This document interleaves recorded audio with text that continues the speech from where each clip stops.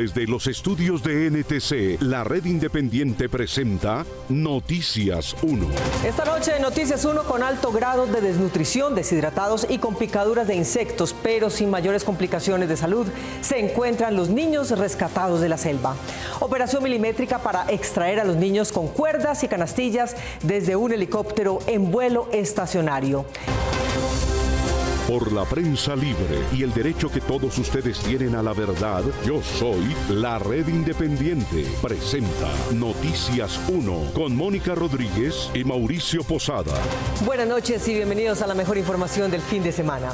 Somos un medio independiente que gracias a sus donaciones continúa con el ejercicio periodístico libre y la defensa por la verdad. Recuerden que pueden apoyarnos con donaciones desde 10,000 pesos en baki.co/inclinada la Red Independiente. Y atención, quienes hagan aportes superiores a 150,000 pesos recibirán el buzo de la Red Independiente a vuelta de correo. Ingresa a baki.co/inclinada la Red Independiente. Haz clic en patrocinar e ingresa el valor con el que desees apoyarnos. Tu apoyo es fundamental para nosotros. Y empezamos. El hallazgo con vida de los niños en la selva se convirtió en noticia mundial por la asombrosa resistencia de 40 días en un medio salvaje. Hoy se encuentran protegidos y bajo vigilancia médica en el Hospital Militar de Bogotá. Miguel Ángel Peñaranda. Mónica, entre las primeras visitas que recibieron las 3 niñas y el niño estuvieron las del presidente, su esposa y su hija Sofía. El ministro de Defensa afirmó ante más de 40 medios de comunicación que la heroína es Leslie, la mayor de 13 años que mantuvo con vida a sus 3 hermanos. El presidente Petro llegó esta mañana a las instalaciones del Hospital Militar junto con su esposa Verónica Alcocer y sus hijas para conocer de primera mano el milagro de la vida de las 3 niñas y el niño. Porque me escuchaste todo, gracias por ese apoyo, gracias por estar pendiente. Los menores que se encontraban en el 9º piso del centro hospitalario estaban en sus camas y a algunos se les veían picaduras. Yo voy a volver.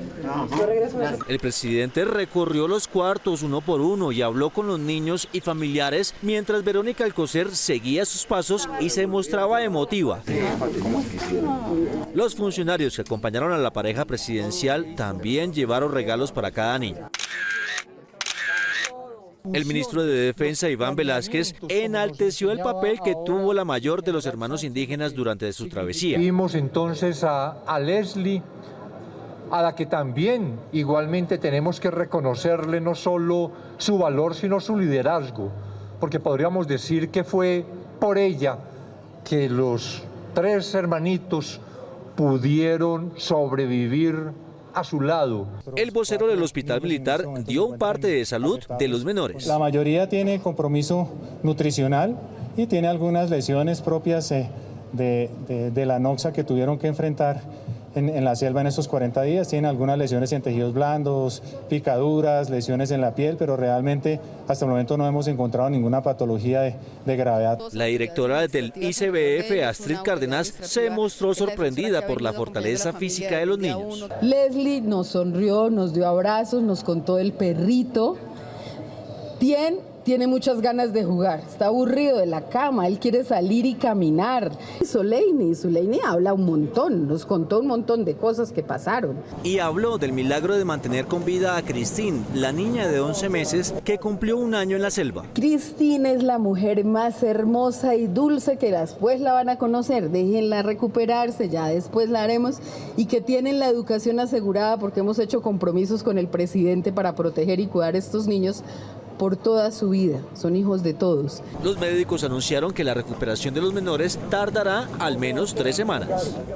200 soldados y más de 100 indígenas recorrieron durante 40 días varios kilómetros a partir del sitio en que cayó el avión en el que viajaban los niños. Se guiaron por algunas pistas que encontraron en el camino y cuando finalmente ayer los encontraron, tuvieron que extraerlos con cuerdas y canastillas porque el helicóptero no podía aterrizar en la selva. La operación Esperanza inició cuando el comandante de las fuerzas militares recibió confirmación de que el avión HK-2803 de la empresa Avian Line había caído aproximadamente 13 kilómetros al norte del caserío Punare en Solano, Caquetá, y a 2,5 kilómetros de un tramo del río Apaporis, muriendo en el accidente la mamá de los niños, el piloto y otro acompañante. 5 días después, inició el despliegue de fuerzas especiales.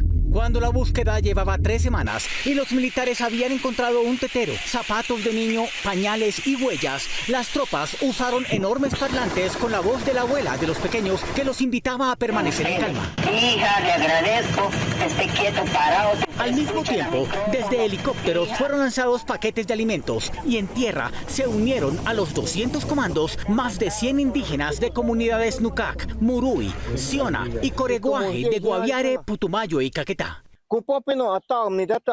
El comandante del SECOES, general Pedro Sánchez, reforzó las operaciones de búsqueda con satélites. El presidente, después de anunciar la aparición de los niños, cuando todavía ese hecho no se había confirmado, dio la orden de no suspender las operaciones por tierra y aire.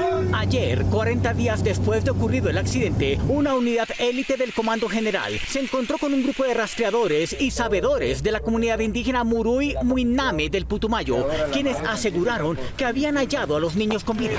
De inmediato, los soldados se acercaron al lugar señalado por la comunidad y encontró a los menores sin alimento. El general Pedro Sánchez, comandante de los grupos de militares en la zona, contó que cuando sus hombres le confirmaron que los niños estaban vivos, les pidió enviarle fotos para tener plena certeza de la veracidad de la noticia. El general Sánchez dio aviso al comandante de las fuerzas militares, general Helder Giraldo, y este al presidente. Los abuelitos de las 3 niñas y un niño también recibieron la noticia en Villavicencio.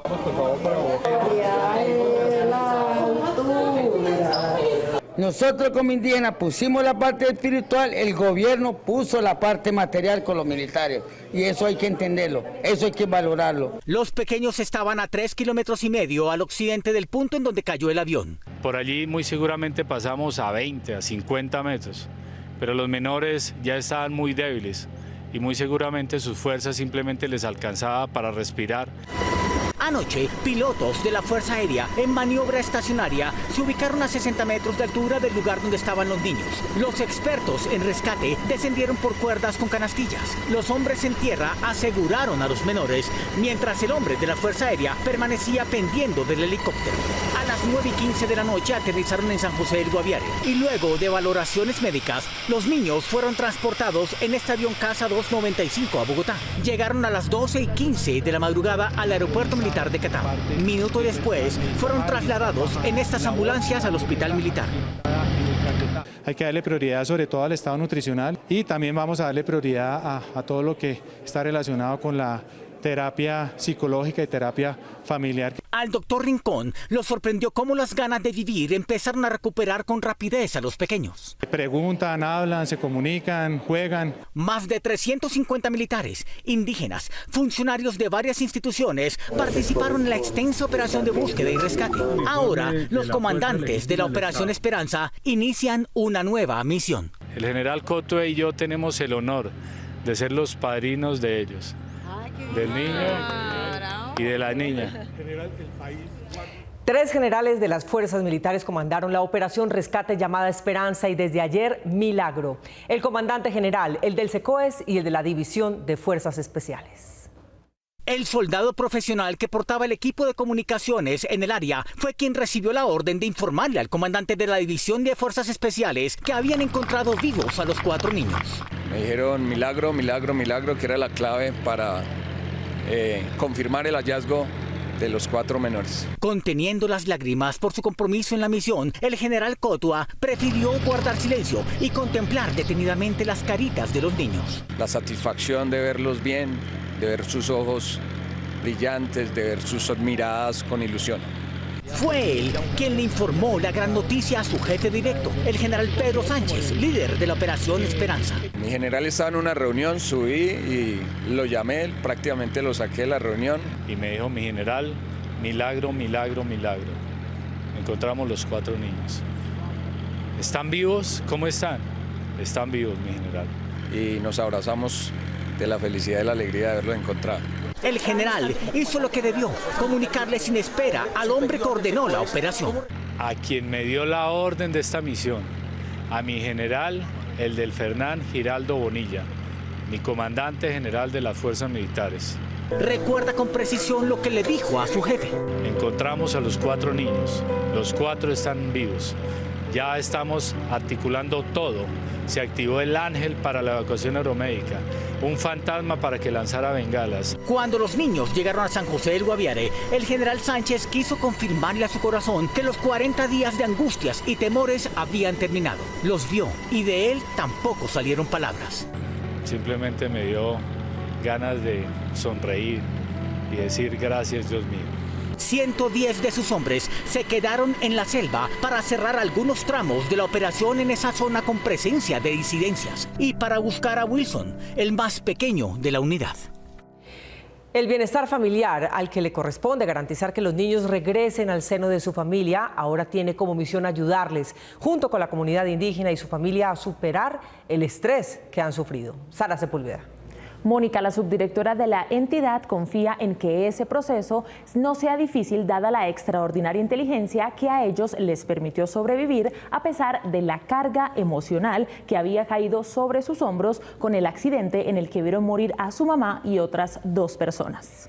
Después de 40 días en la selva amazónica, los 4 niños supervivientes están afectados emocionalmente. Por eso deben tener un proceso de adaptación a la vida que conocían, según la subdirectora del ICBF, Adriana Velázquez. Arrancamos un proceso también de acompañamiento con las familias y algo muy importante que se ha trazado el ICBF y es que lo hagamos también con las autoridades tradicionales. Estamos trabajando con las organizaciones indígenas. Esto, según el ICBF, demuestra que al contrario de lo que suelen pensar los niños y niñas, no son indefensos y estos en particular tienen fuerza e inteligencia extraordinaria. Es muy importante aquí reconocer que un ejemplo de vida, una situación como estas, unos hechos como los que nos están demostrando los 4 hermanitos, nos está demostrando que los niños son capaces de tantísimas cosas, que su inteligencia se expresa de muchas maneras. Los 4 niños vivieron 3 situaciones que les provocaron estrés postraumático. Sobrevivieron a un accidente aéreo. Después vieron a su madre y a otras 2 personas que habían muerto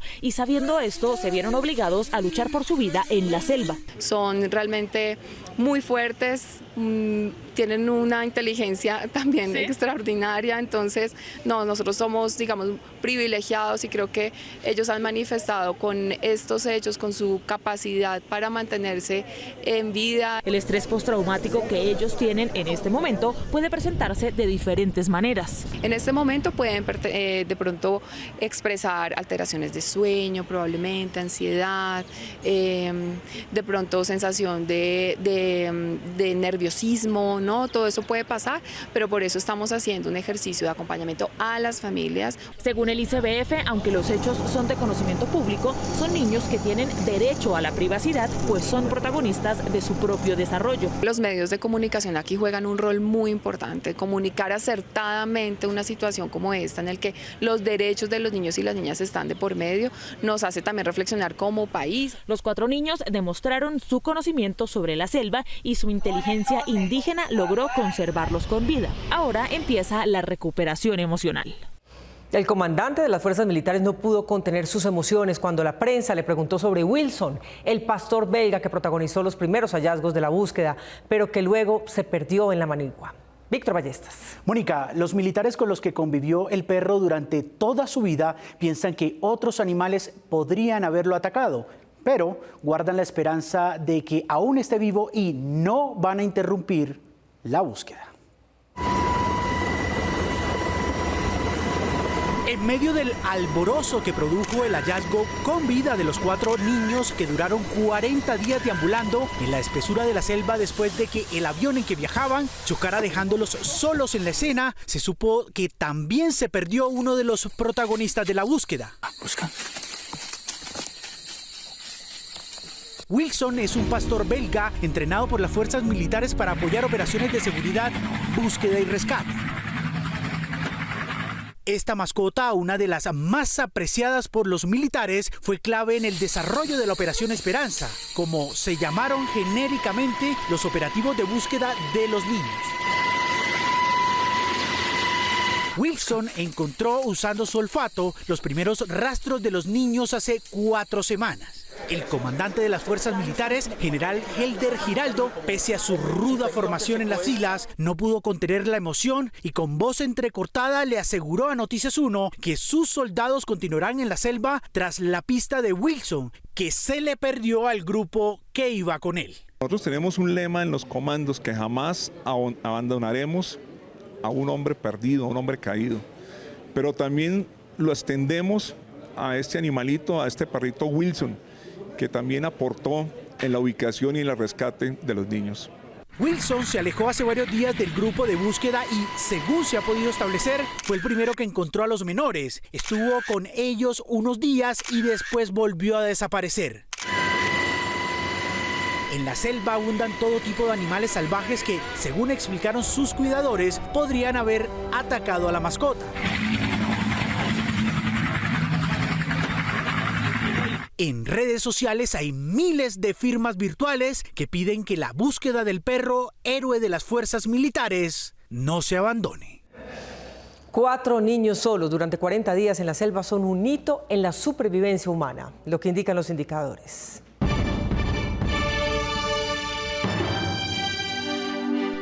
En 1971, la norteamericana Julianne Koepke, de 17 años, sobrevivió 11 días en la selva peruana luego de un accidente aéreo. A los 31 años, en 1992, Annette Herfkens sobrevivió 7 días en la selva de Vietnam. A los 26 años, en 1972, el piloto Roger Clinton Loescher sobrevivió 23 días en el norte de Vietnam. Y a los 36 años, en 2021, Antonio Sena sobrevivió 37 días en la selva amazónica del Brasil. Esto indica que los niños Mucutui hicieron un récord de supervivencia tropical. Esto es lo que indican los indicadores. Si las cosas funcionan como se dispuso en el acuerdo de cese al fuego temporal con el ELN, en mayo de 2025 se podría firmar la paz total con esa guerrilla, según quedó estipulado en el acuerdo que el presidente Petro considera histórico. El presidente Gustavo Petro firmó el acuerdo bilateral de cese al fuego que realizó la delegación de paz del gobierno y el ELN en La Habana, Cuba, ayer. Aquí nace un nuevo mundo. Ustedes entran a ese proceso.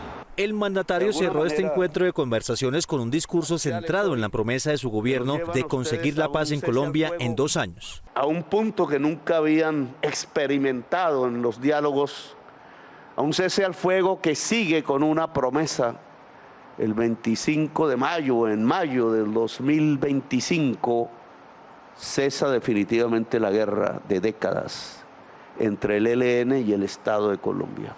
Petro recordó que la historia de Colombia para conseguir la paz reclama la voluntad de quienes han participado en el proceso desde hace décadas. En cierta forma aquí se acaba una fase, la insurgencia armada en América Latina, con sus mitos, sus realidades.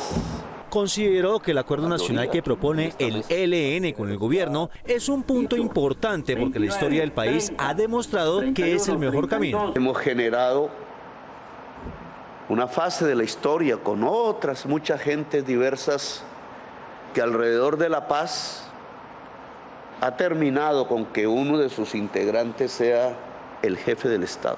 Y resaltó que en ese proceso violento de Colombia hubo lamentablemente influencias de los nazis en los gobiernos anteriores que se reflejaron contra la sociedad. Uno de sus hijos, Salvatore Mancuso, lo pone en la confesión judicial de frente. Sí, quienes escuchaban himnos nazis alemanes en sus haciendas al lado de altos dirigentes políticos que gobernaron este país, usaron sus procedimientos en Colombia. El mandatario le repitió a los integrantes del ELN que tienen una nueva oportunidad para construir una nación sin violencia. Que hay una segunda oportunidad bajo los cielos de la tierra para el pueblo de Colombia y que ella se construye alrededor de la paz, de proteger el corazón, y de ser una potencia mundial de la vida. Petro, junto con los delegados de paz del gobierno, reiteró que el cese al fuego firmado durará 6 meses, mientras que se adelantan las negociaciones que harían posible su prórroga. El coronel Dávila era un brillante oficial de inteligencia y sus calificaciones lo habían privilegiado para el cargo de coordinador del Grupo de Protección del Presidente. Su decisión de quitarse la vida, si esta versión se confirma, pudo originarse en que su nombre se vio involucrado en el escándalo Benedetti Saravia. El trágicamente fallecido coronel Oscar Dávila tenía una hoja de vida brillante. Había recibido la Cruz al Mérito Policial hace 13 años. Fue jefe seccional de investigación criminal de Cundinamarca y se destacó como uno de los mejores oficiales de inteligencia. Por eso había accedido recientemente al cargo de coordinador del grupo de uniformados que custodia al presidente de la República. Es un puente de comunicación. En diciembre de 2021 ascendió a teniente coronel y después de instalado el gobierno Petro fue designado jefe de seguridad anticipativa de la Casa de Nariño. Su nombre se vio envuelto en el escándalo Benedetti Saravia debido a que hombres bajo su mando fueron quienes le practicaron la prueba de polígrafo a la ex empleada de la exsecretaria privada del mandatario, Laura Saravia, después de que se perdiera del apartamento de Saravia un maletín con dinero. El oficial, quien nunca había tenido problemas con la justicia, estaba en la mira de la Fiscalía y de la Procuraduría, según se ha dicho en medios de prensa. Esta semana el coronel Dávila, debido a su cargo, fue quien atendió el cuerpo de investigadores del CTI de la Fiscalía durante la inspección al piso 13 de uno de los edificios de la DIAN, en donde tienen sede los grupos policiales adscritos a la presidencia. La inspección de la Fiscalía se hizo con un numeroso grupo de agentes del CTI y duró más de 7 horas. El coronel Dávila habría sido presionado ilegalmente por el fiscal que condujo el allanamiento, pues según versiones de abogados, el funcionario judicial le dijo al coronel que la fiscalía iba tras él y que no iban a dejar de seguirlo hasta cuando, comillas, corriera sangre. Así lo relató el penalista Miguel Ángel del Río, quien habló con el coronel horas antes de su muerte sobre su posible vinculación a la defensa del oficial. Le advirtieron que no se detenían hasta que corriera sangre. Hoy se quitó la vida con su arma de dotación. Lo de la fiscalía es una persecución infame.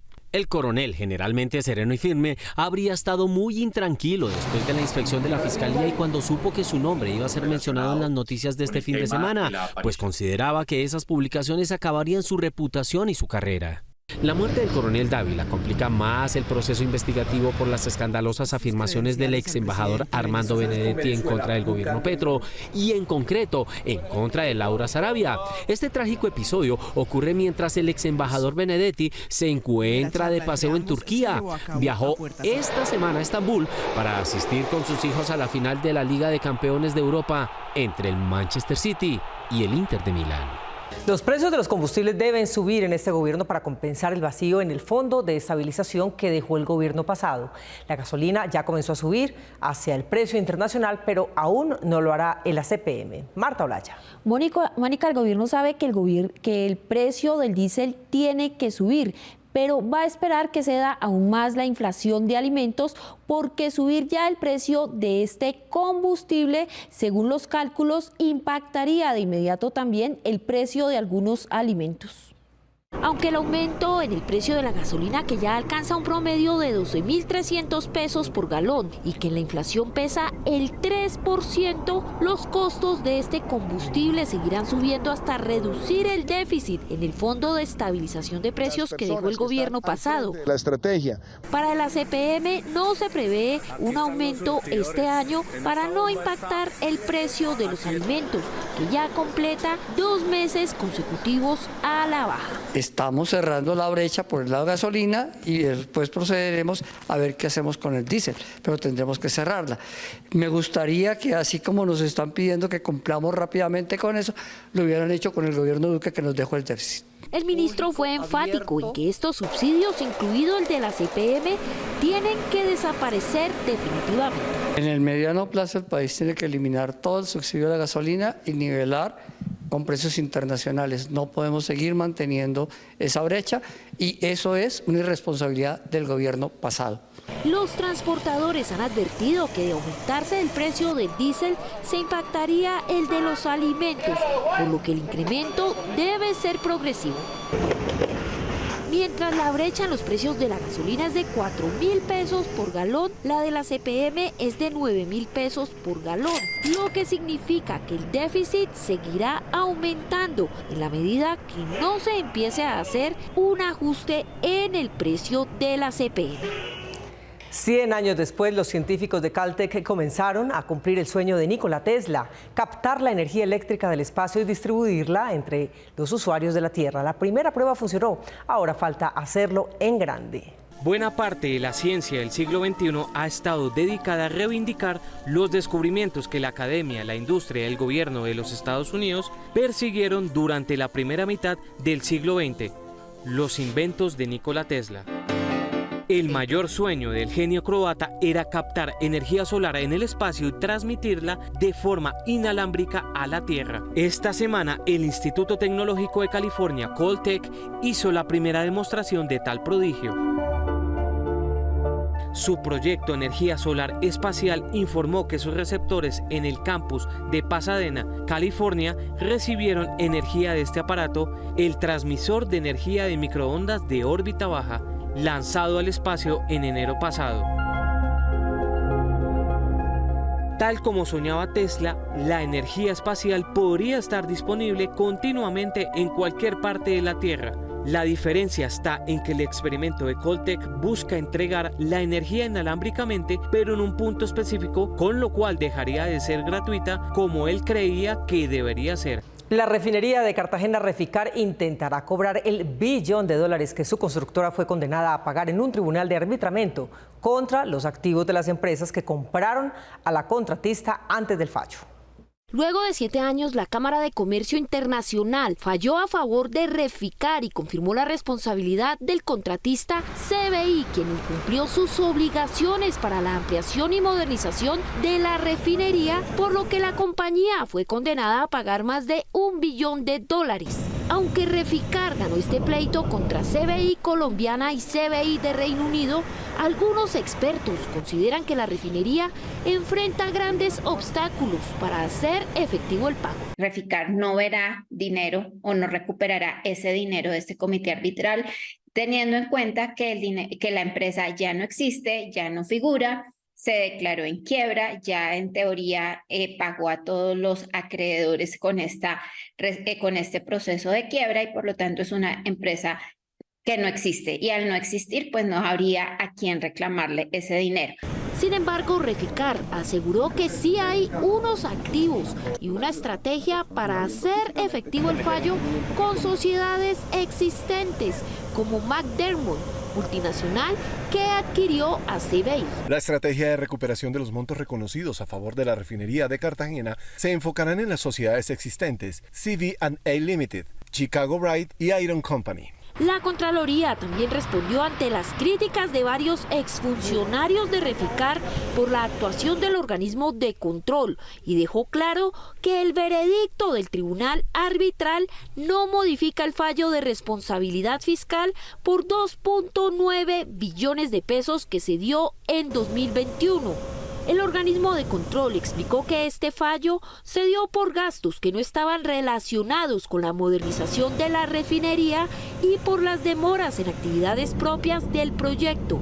Asimismo, dejó claro que este fallo no está sujeto a revisión ni anulación. Síganos en nuestras redes sociales, YouTube, Facebook, Instagram, Twitter y Kwai. Nos vemos en las redes sociales y mañana, domingo a las 8 de la noche, aquí en Cable Noticias con las mejores noticias del fin de semana. A ustedes, como siempre, gracias por elegir la independencia. Feliz noche.